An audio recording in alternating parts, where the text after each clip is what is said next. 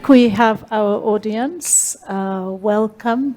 Thank you so much for being here. Thanks to the panelists who were just introduced.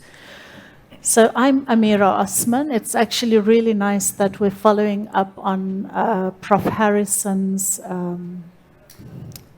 masterclass, because in a way we're continuing the conversation on spatial transformation.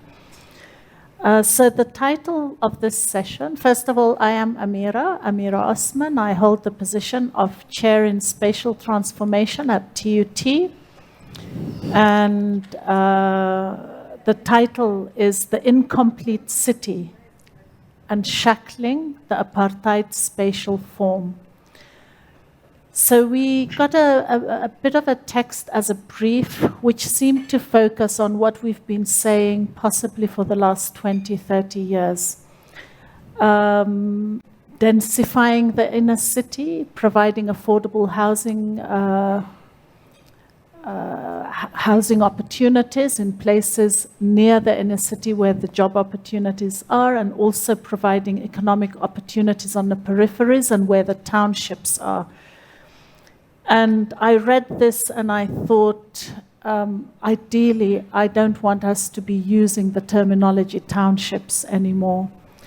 So I decided to kickstart this with in a bit of a different way. I really believe that nothing that we have offered since the end of apartheid has been powerful enough or has been able to mobilize action and change. I don't think anything that we have offered as professionals is as powerful as what the apartheid planners offered and the vision that they offered, which then resulted in the city structures that we live with today, and they are so deeply entrenched. Nothing that we have offered has inspired change. It hasn't been transformational enough, and it hasn't changed the realities of our cities. Someone in the morning session mentioned, in the panel also, mentioned the word tinkering. And a lot of what we do, I feel, is tinkering here and there, but not really achieving change at the scale that we want it to happen. In implementation, there's a problem. We know that. We know that our policies are progressive, that we know. So we say the right words, but in implementation we fall short. But I also believe that there still has to happen meaningful change and transformation in our thinking. I don't think we're there yet. So these are some things that I'd like to challenge us to discuss today. And I would like to welcome my panel. Thank you so much. I think we're going to get incredible insight from them. And because of the all of society aim of South African Cities Network, and congratulations to SACN for their 20-year milestone, we thought we had an hour, which has now been cut down significantly. But what we've done, I've asked Nicolette to just pass around some cards, and we would really like for you to write something for us about spatial transformation, either a question or maybe the answer lies with you, that inspiration that will really change the direction of what we're doing now. So please write something for us in these cards. We will do our best to have a look at them now, but possibly even after this session. Sammy, can you put your hand up for the audience? So Sammy, welcome. Sammy has long experience in financing housing, working in the inner city areas that are experiencing decline. If I understand correctly, financing housing in townships. I made a comment about townships now, and I'd love to hear your thoughts on that, and in metros. And he also has an interest in small developers. And this topic of small developers really interests me, as I believe that how we conceptualize, design, and build housing can be transformational. by adopting building systems that are easy to replicate, building components that are easy to transport and install with no need for big equipment, detailing that is easy to implement by the use of local unskilled labor. And by doing so, we involve small builders, even in big projects. So that's just what you do, and these are some of the things that I'd love to hear your reflections on. Seana. Welcome, Seana, one of the founders of the Green Building Council, had previous involvement with South African Cities Network and is now a town planner at SALGA. He believes, like I do, that transformation is a very complex term with multiple meanings, multiple dimensions. He has an interest on how to measure the indicators of success in a built environment. But also understanding the constraints and potential of that. So, and we'd love to hear more about that. Yasmin, welcome. She has 30 years of practice as an urban planner and was involved in projects in Deep Sloot, Cosmos City, etc. But she motivated for compactness during 11 years at the National Treasury. And she's currently doing a master's degree through the London School of Economics. She says that throughout her career, she has contributed a lot to sprawl. So we now want to hear what she is doing to correct that. And Eric, welcome, Eric, Director of City Transformation at the City of Johannesburg. He focuses on alignment between planning and capital budgeting. During his 17 years in the city, 5 of those years, he has led a team of planners where they're involved not just with planning, but also with implementation. So I will hand over to you. Shall we just go in that direction? Wonderful. Perfectly. Welcome. You have 5 minutes. Is this on? Okay, thank you very much. Amira, so I think one of the dangers of speaking after Professor Harrison is that he's got this amazing skill of covering everything in 20 minutes. So whatever you say, he's already said it excellently. And I want to start about it, with the townships. What is happening, I think some of the challenges that we are experiencing is we are not able to accommodate the informality in our formal planning processes. And to us as practitioners, everything must fit into a town planning scheme, into a policy, into some sort of legislation. Otherwise, it doesn't make sense for us at all. One of the examples that Professor Harrison made was the increasing, backyarding in areas like Soweto, Ivory Park, and the other townships across the city and the country as a whole. We are unable to formalize them because they don't make sense to us. We want the property owners to be able to provide enough parking, for that to work. The amount of parking that we want in an area like Bryanston, forgetting that in an area like Soweto, the users don't necessarily have, the residents in there don't necessarily have the amount of cars that our property owners in Bryanston have. So I think a shift is required in how we look at some of those properties and some of the legislation that we are sort of using to universally apply across the city to change our mindsets, rather. And so we formalizing is very expensive. If we say to a gogo, by the way, a majority of the property owners in the townships are gogos, you must go and rezone your property, come and pay the service contributions after you regularize, and then go and appoint a very expensive architect to go and build a up to standard development that meets our standards in terms of our laws. We are essentially pricing them out of the development space. How do we accommodate these people in the space to ensure that we are able to provide these rooms, or not us, they are able to provide the rooms in the township space in a way that meets the standards that we think should be complied with. And I think it's some of the things that we need to think about in how we approach development. The other element of it is in creating the plans.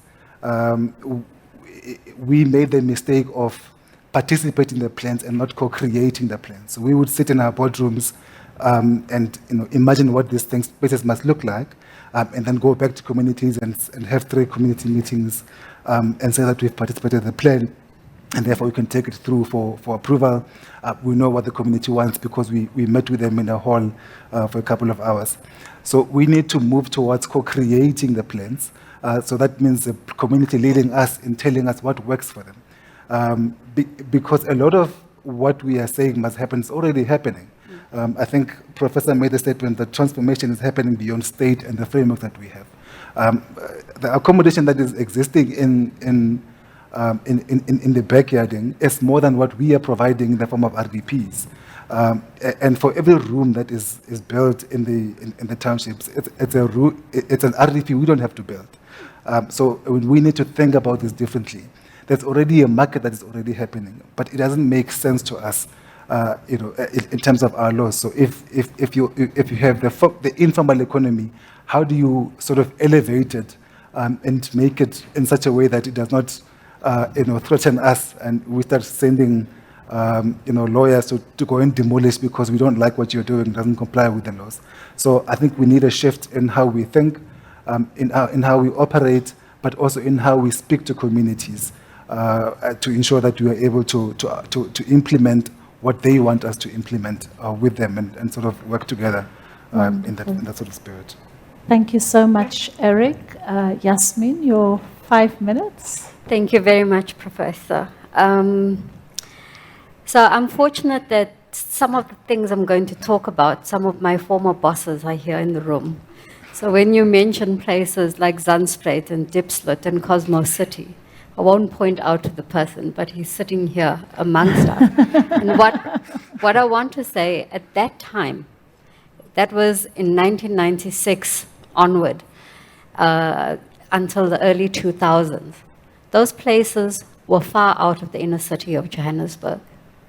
As much as I was placed in the job in the northern areas of Johannesburg, I responded to people on the ground who were there and said, we live here, we want services here. And that's why we formalized Diepsloot and Zandspruit. We never anticipated and never meant at that time for it to grow into such a large settlement as it is today. And when I go there now, I don't know whether I should be crying or whether I should be happy. You see the social problems that are there, yet people have security of tenure by being there. But it was never meant to be such a large settlement. At the same time, we started planning for Cosmo City when it was just a farm owned by a farmer who would greet us with a gun when we went there because we were black, And so in that way, there was transformation. But again, from a spatial dimension, it was far out of where the existing opportunities were for jobs, etc. We didn't worry at that time about where the transport was going to come from, the public transport. We knew the taxis were there and were operating. So I played that game well as the head of housing at that time and putting those projects in place. But I did it at the expense of compacting the city, of looking at other aspects in housing, of looking at social housing. We actually had ceded our function for social housing to the inner city. So I wasn't required to actually look at social housing in the suburbs, as you call it, Prof. And as much as I got acknowledged for doing a good job, I should have done more. I should have paid more attention to small developers, to people building for themselves, to affordable housing, to making the property market work, etc. So in that way, I'm guilty of contributing to sprawl. We don't have any professional ethics that actually says, you did wrong, but I hold myself accountable and responsible. And I think I spent the next many years, because I was put into a job, quite by default, that said the city support program is about spatial transformation in terms of urban development. You cannot continue doing urban development without it positively contributing to spatial transformation. And I learned there that if you put spatial transformation at the center, and I'll go back to what Professor Fowler said this morning, you don't have to change everything because you ultimately fall flat. But if you can choose a few key sectors, and we chose economic development, human settlements, public transport, governance, and we said, whenever we do anything in those urban sectors, it must upfront say how it will positively contribute to spatial transformation. And I learned a lot from that experience. It was 8 to 10 years good work with all the cities. And I think that interaction of bringing the other spheres of government with the cities, trying to work out how we can plan and implement better with scarce resources. Ultimately, you need resources to get the development done. And that has been extremely useful to me as a professional. I am at the stage now where my research is looking simply at the City of Joburg and saying we've got all these longer term plans, the aspirational development plans that Professor Fowler spoke about this morning, and saying, but for all of these plans, we're still not getting the transformation we need. What's happening here? And I realized that some of these plans originated at different times in the last 30 years. And so I still don't have the answers for that. That's my research topic. Research will be done by February. But I'm asking a lot of questions, and already I can begin to say, I bug Eric at work. And so why isn't the spatial transformation plan the center of the growth and development strategy? And I get told, the GDS people like, leave my plan alone. Eric has his place. Eric says, no, they have their place. I'm like, no, I think we need to shift our minds in thinking maybe a little bit of a pause and a reset to decide how to go forward. Thank you. Wonderful. Thank you so much, Yasmin. Welcome.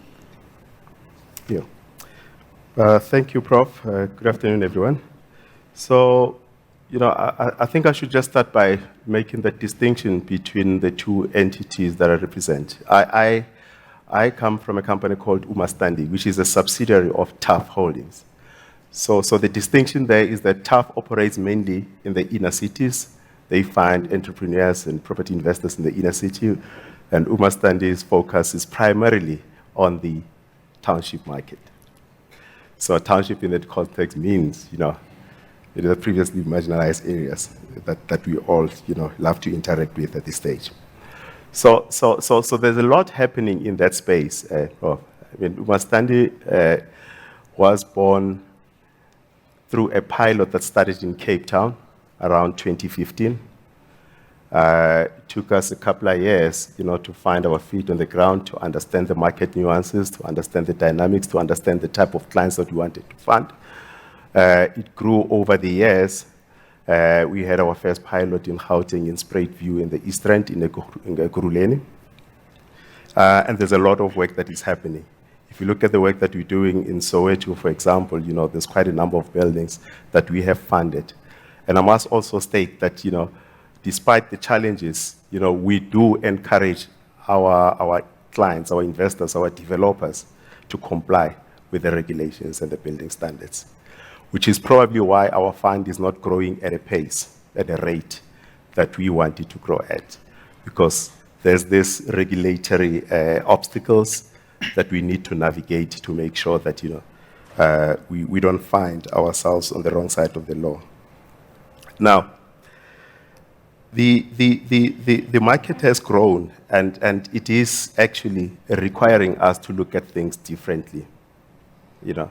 For us to navigate, the current legislative framework, we need to start asking ourselves questions around what can be done differently, from the planning authority's point of view. And I'm glad that, both Eric and Yasmin say that, we understand, we should be doing things differently, from the local authority point of view, from the planner's point of view.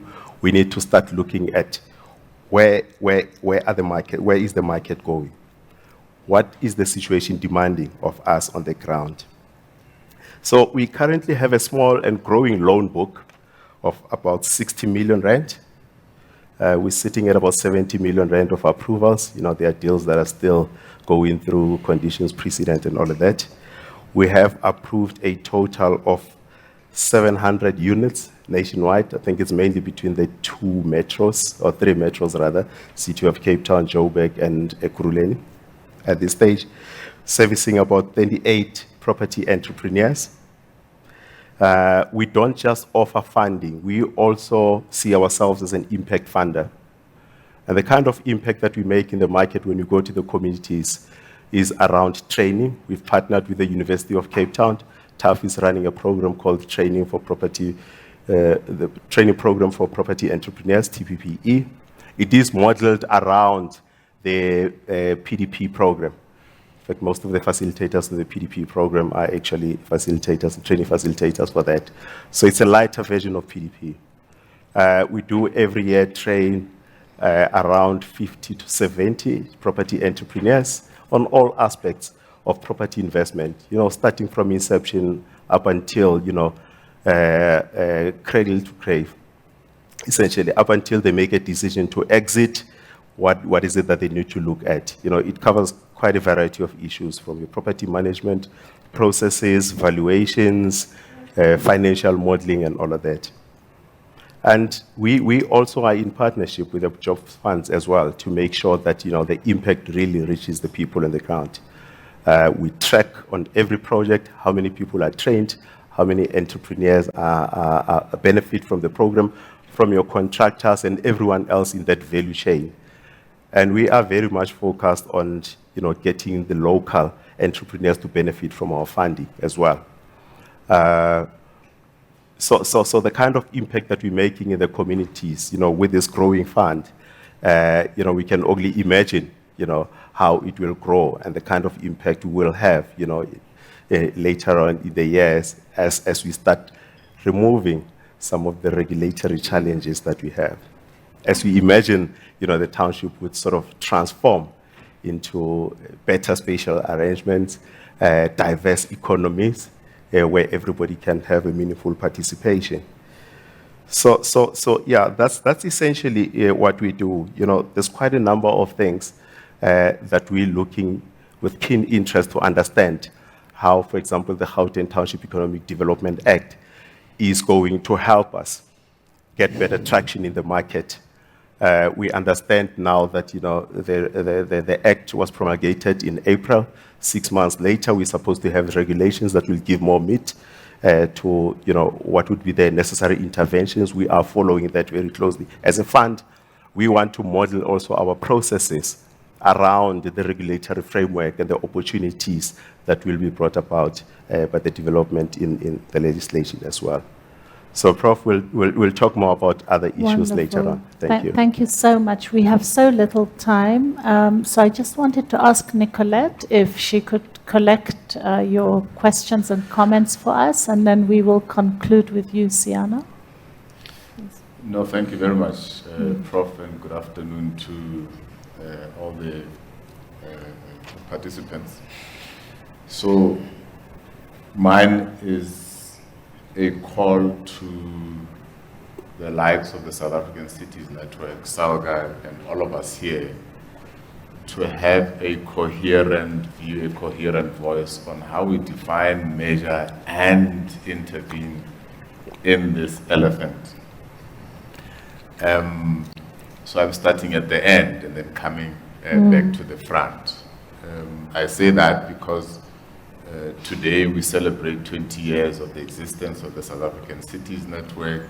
Last year we celebrated 25 years of the South African Local Government Association.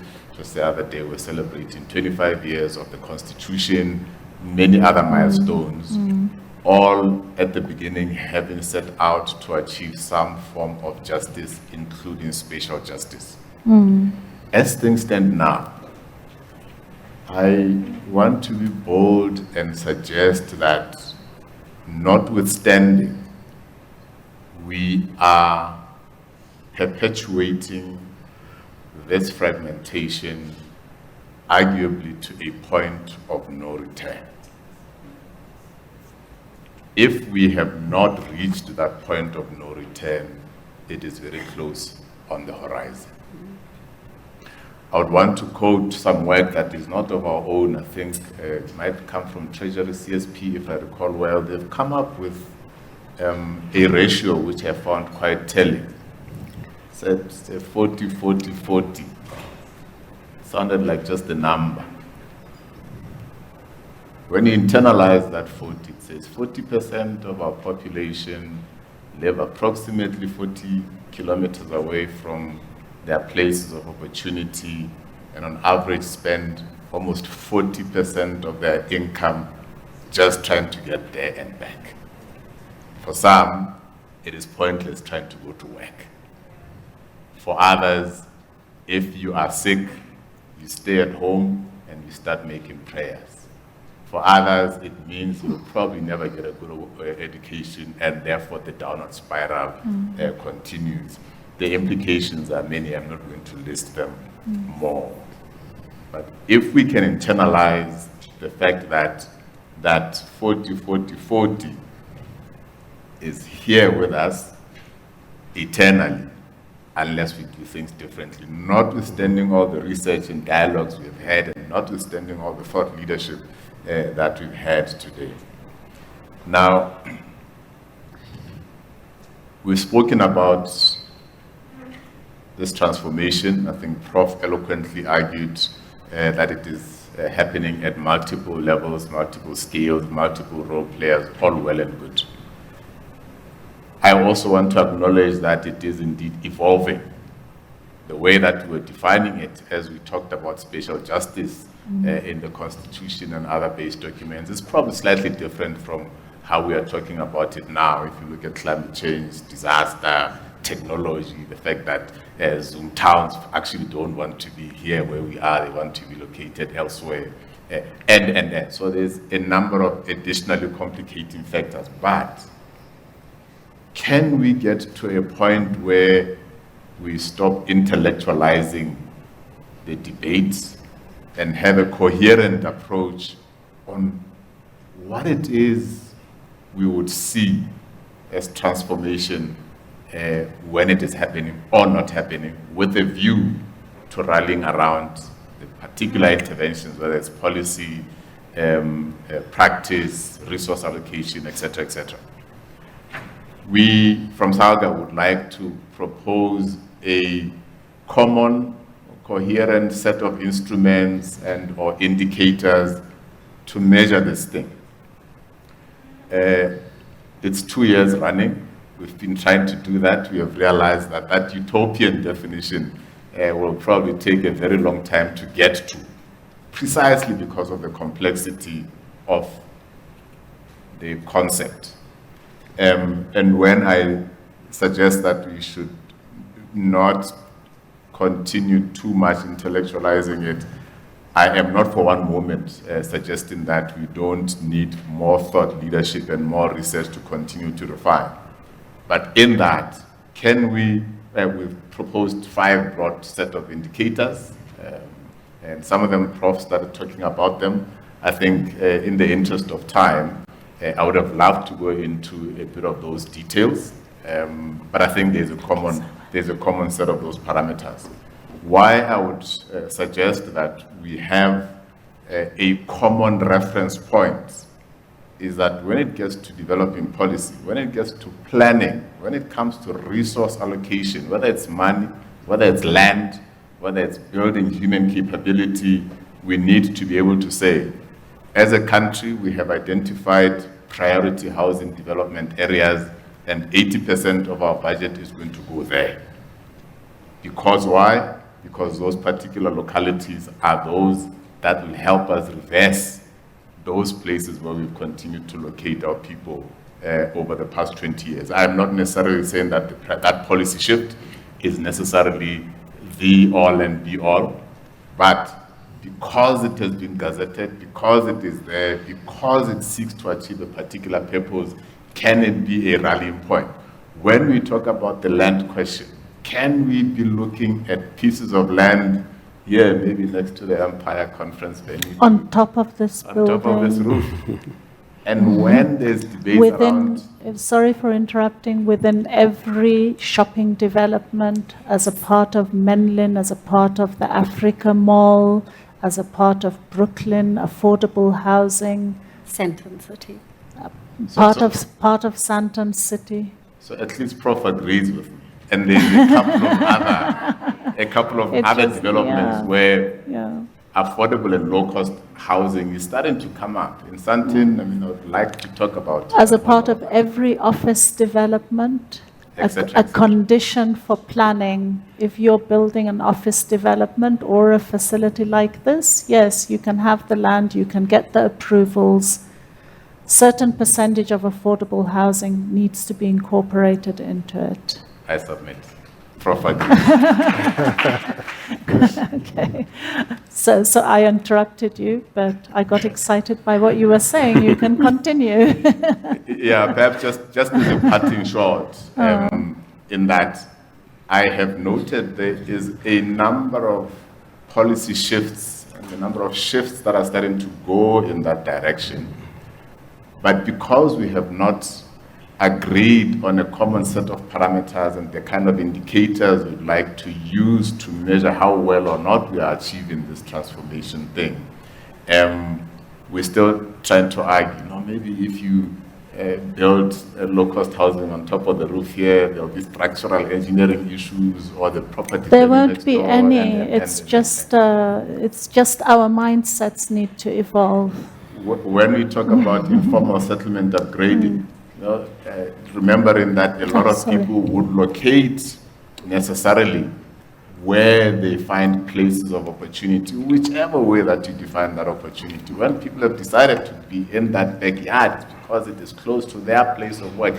When the Chamber of Commerce, Chamber of Business says, we are here, here's our hands, they're on the deck. Wonderful. And then the municipality or the department or somebody says, okay, no, it's fine, but we don't trust your man. Is it from gold? Is it black? Then that very partnership that is trying to transform, well-intentionally, of course at a profit, because we also need to be open and frank about what our each objectives are and trust one another. But if we are able to speak that common language and have an element of trust, I think we'll be able to get there. There's some steps in the right direction, but we need to be coherent about it. Wonderful. Thank you so much for each of your participation. You can see we have very little time, but we can use it to try and make some meaningful proposals for ourselves, for the audience, for going forward. I picked up a few elements, so thank you so much. I really thought that was powerful. Innovation about location. Because all the time we speak about housing and transformation, we speak about, land and land release and where is the land. And then I say, let's go and negotiate with Sandton Center. Then there has to, and I believe that government ultimately has to play that role of providing that vision. Of course, co-creating the vision, but then government driving it, providing it, and then all of the regulations and the conditions for approval and so on support that. And it's bold, but apartheid planning was bold, and we need to be as bold and find ways to make that happen. So innovations around location, I think, are incredibly important, and that's come up. A couple of you have mentioned issues around the regulatory obstacles and the building standards. And I read an article many years ago about maybe those very strict regulations are actually more of a barrier rather than access to affordable housing. It's something that I would like the panel to reflect on. So that's two items. And then the third item is that of participation. And many times, and it's not me that said it, I think it was David Dewar, but many times when I've mentioned that participation is not about asking people what they want, and then I notice the audience gets a little bit upset, like, is she not for participation or what? And I call that the putting around the table, putting people around the table and having a conversation, or getting them into a room like this and having a conversation.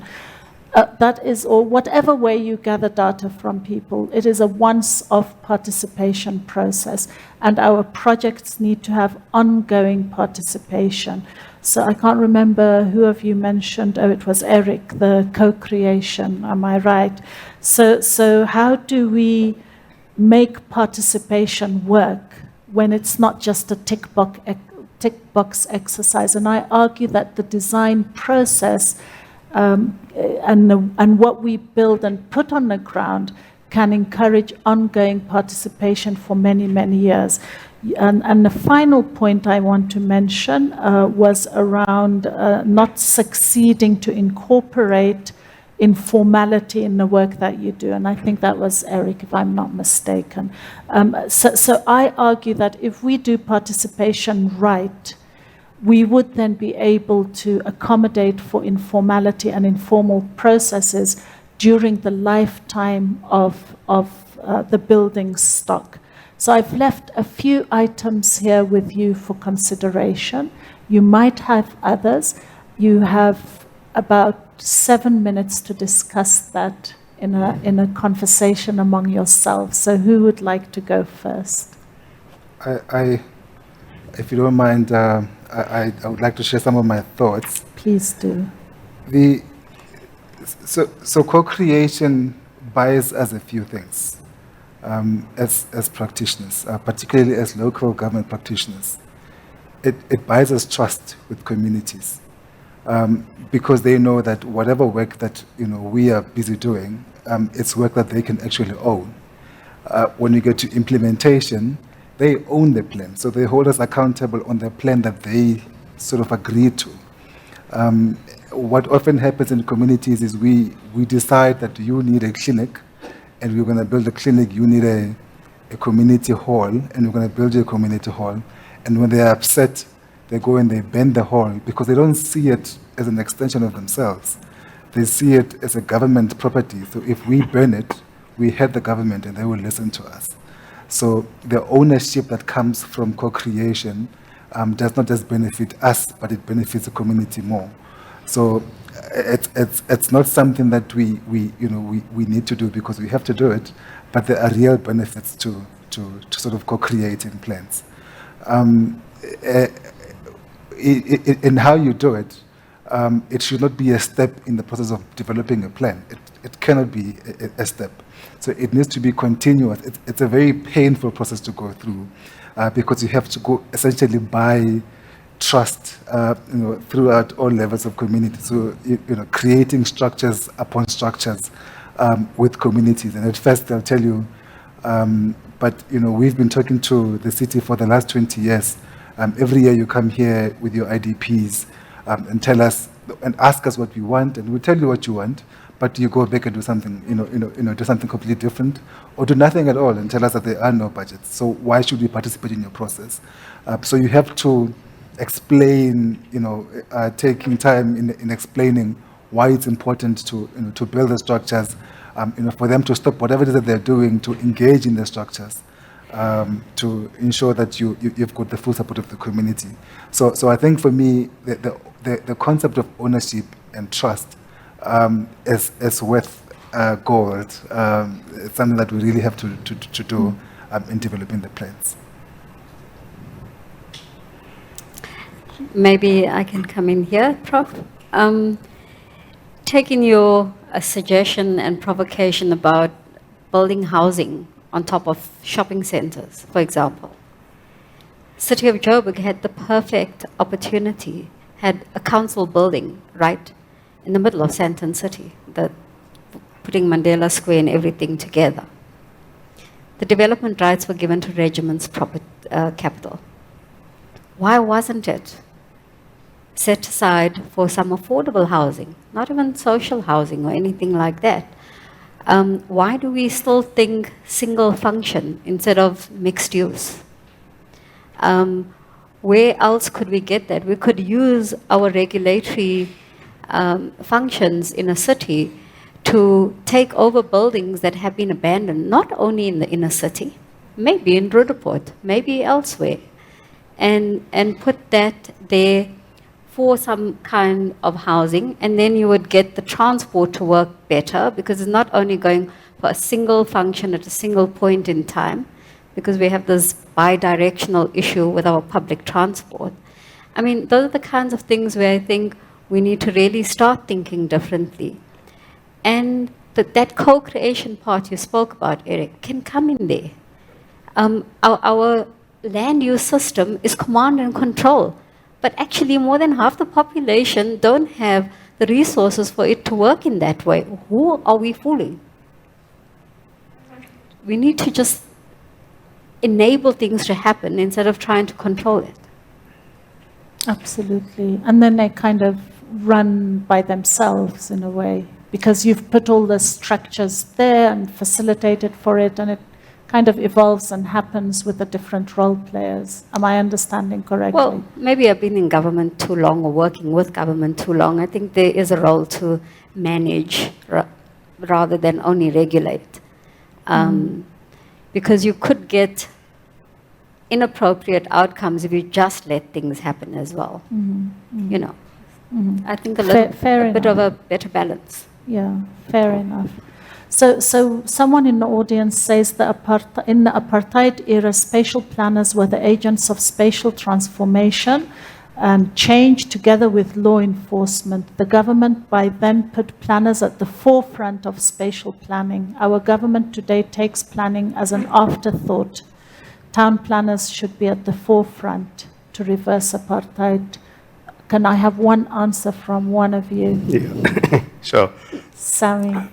So, Prof, if you look at the current setup in the townships now, especially the space that we operate in, this mushrooming of the backyard rentals, you look at the spectrum of the type of developers that we have. We have like your homeowner developer, who is somebody that is just extending, a couple of rooms at the back of the house, and then we have somebody that is more sophisticated, who has access to finance, and a micro developer who would buy a piece of land or even an RDP house and demolish and build it into something. That tells you that it can't be business as usual. We really need to come up with some serious interventions. I mean, I'm a believer that, nature abhors a vacuum. The rise, the absence of formal response to what is happening, the high demand of decent affordable accommodation in the township is an indication that, something has got to give. The informal sector has risen to fill up that void and that gap. So we can't have the planners taking the back seat, and I'm saying this with utter respect to the colleagues who are planners, but something really needs to happen to sort of guide how we transform the spaces and take ownership of that.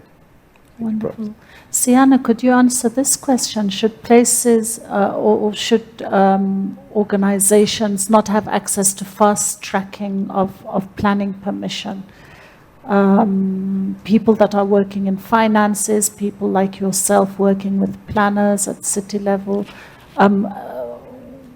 can things not be fast tracked for specific projects?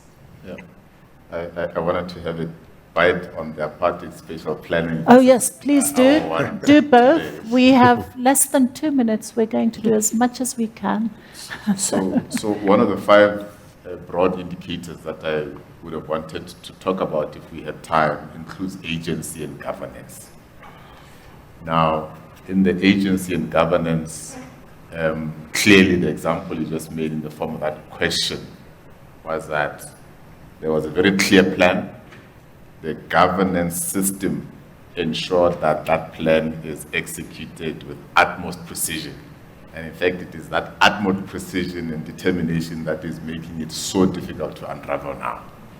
Currently, we are trying to work with the professional body set plan to make sure that all planners in the public service and municipalities in particular are registered. When they are registered, they are accountable to the association.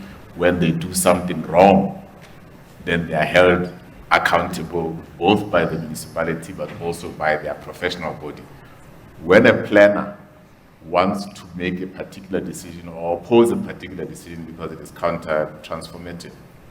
And then a phone call comes from somewhere in the governance system to say, you shall not do that.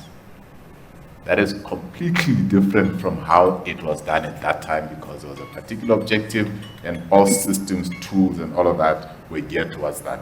What then are we saying to this poor planner who now must be accountable to their professional body and probably their practice and license revoked because of a governance system that is not allowing them to do that? Fast tracking and incentives to get to that point, absolutely. You made reference to the fact that I worked with the Green Building Council as an example. One of the things that we're advocating there in transforming the built environment in another nuanced way, we advocated that progressive development plans, which include spatial transformation, but also transformation in climate resilience, there must be a green door. So the facilitative processes to fast track them must be entrenched in the system.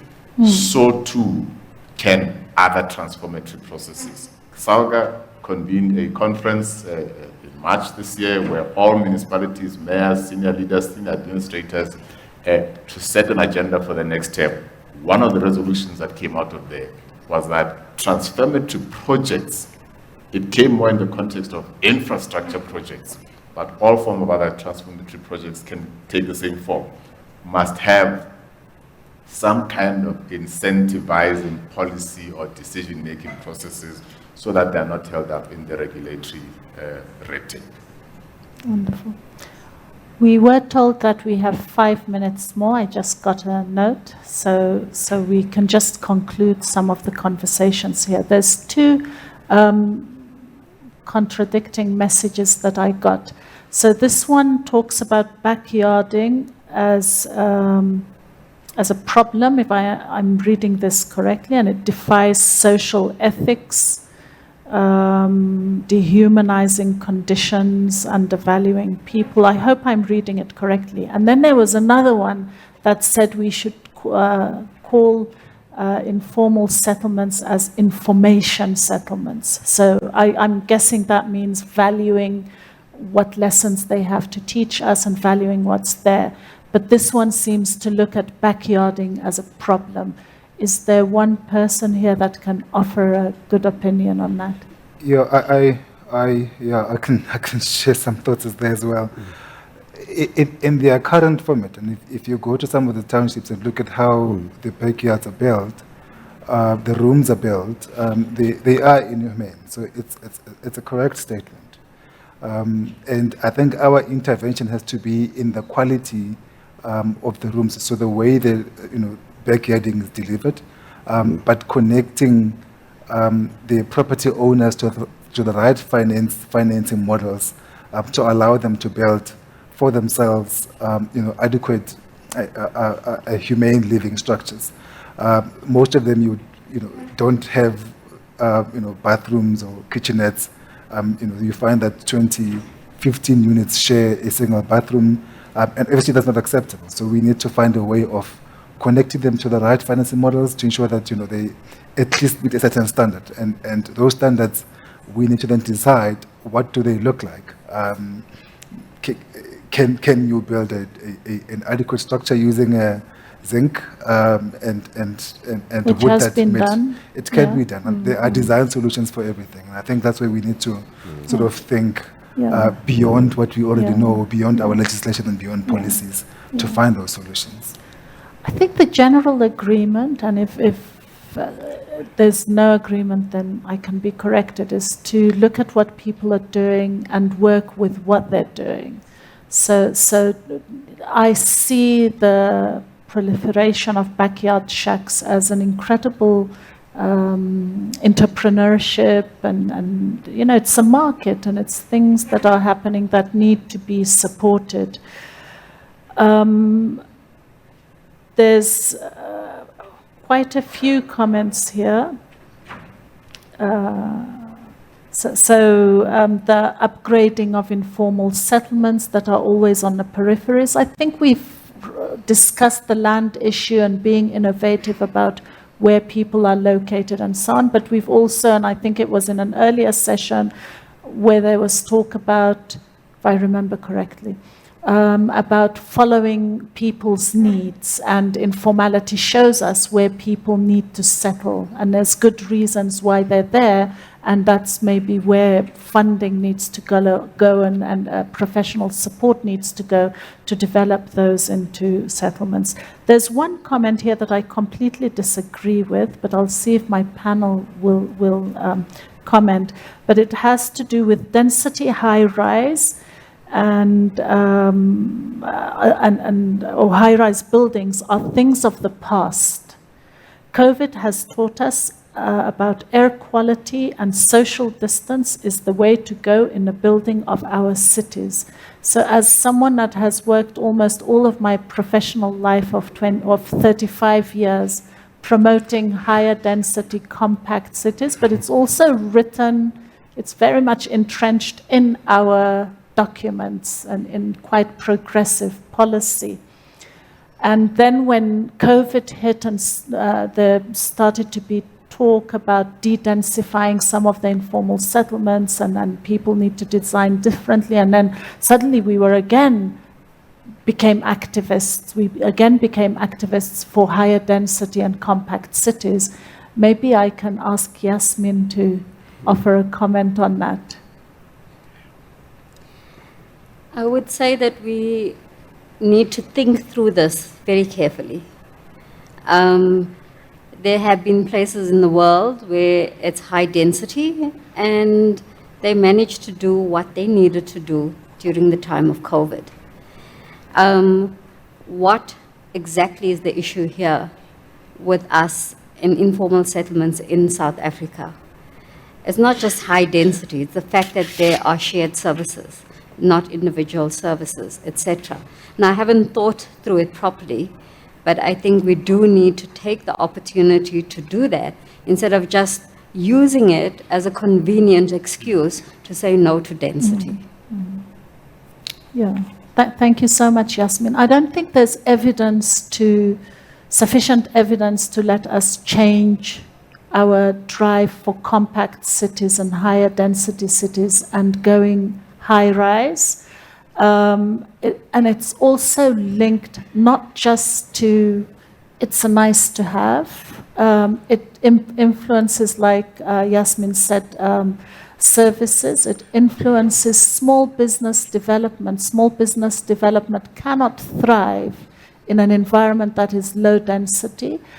It also influences our transport systems because we cannot have efficient functioning transport systems in sprawl. So it's an absolute necessity for the poorest segments of our societies. And I think with that, we've done our best. We're taking these. Some of the handwriting I couldn't quite decipher, but I think I've gone through quite a few of them, and we promise we will do something with them, and I'll share them with the panel. And we really appreciate your participation. Thank you so much for being here, and thanks to the amazing panel. Thank you.